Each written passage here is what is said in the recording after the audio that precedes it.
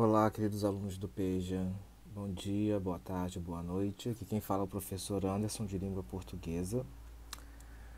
Bem, esta semana o material complementar, ele na verdade faz uma recapitulação de abril. Inclusive tem um pouco a ver com uma aula que foi enviada a vocês sobre variações linguísticas. Bom, o texto desse material fala da composição étnica da população brasileira, né? Como foi composta, como se formou essa população, né? O mulato, o caboclo, o mameluco, o cafuso. E a gente sabe que não para por aí, né? Nós sabemos que como colônia, né, de exploração nós recebemos muitas influências, o português, o francês, o holandês. E mais tarde, com todo o movimento migratório, mesmo já em república, nós recebemos italianos, alemães, japoneses e uma grande gama de nacionalidades, né? Todas essas elas têm uma influência na nossa língua, né? No vocabulário do português, que é muito rico, né? Então, quem tem, é o que eu sempre falo, quem domina a língua tem o poder.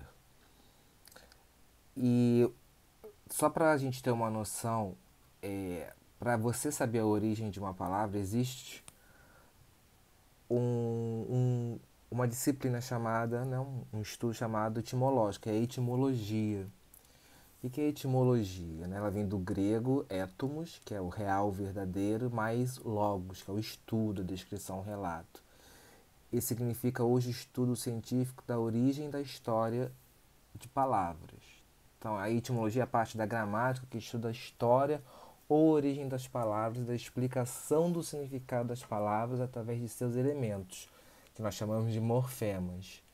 Então, ela estuda a composição dos vocábulos e a sua evolução. Então, como ele era no início, como ele foi sendo modificado até os dias de hoje. Inclusive, para isso, existe dicionário etimológico da língua portuguesa, o qual eu não tenho e aceito como presente. Afinal de contas, o meu aniversário é esta semana, dia 18.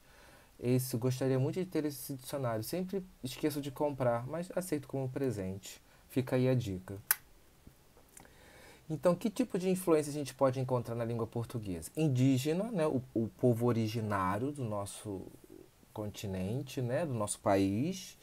Então aí eu coloquei algumas palavras, eu não vou ler a definição de todas, mas aí o carioca, né? Nós mesmos, a muamba, a pindaíba, né? Que a gente sempre reclama que tá numa pindaíba. Tem muita gente que fica de nhenhenhen. Então a gente fala às vezes muitas línguas indígenas, muitos vocábulos de origem indígena que foram aportuguesados, né? Eles com certeza não teriam essa pronúncia na língua original. A gente sempre pega a palavra de origem de outra língua, a gente faz essa transposição, a gente vai aportuguesando a palavra, né, da nossa forma de falar. Temos influências do francês, nós tivemos uma grande influência, inclusive no século passado, você pode perguntar, muitos de vocês, inclusive, devem ter tido aula de francês na escola, né? Hoje o município já não oferece a disciplina francês, são pouquíssimas escolas, mas o francês já foi a língua. Hoje em dia é o inglês, mas já passamos pelo francês. Então temos várias palavras do francês que nós nem percebemos. Claro, todas foram aportuguesadas. Se você procurar a pronúncia correta dessa palavra na língua francesa, você vai ver que ela é um pouquinho diferente de como nós as pronunciamos, tá? Mas você pode ver uma listinha pequena, tá? Porque ela é bem mais longa.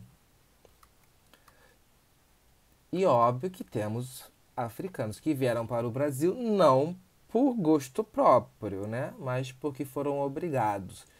Então temos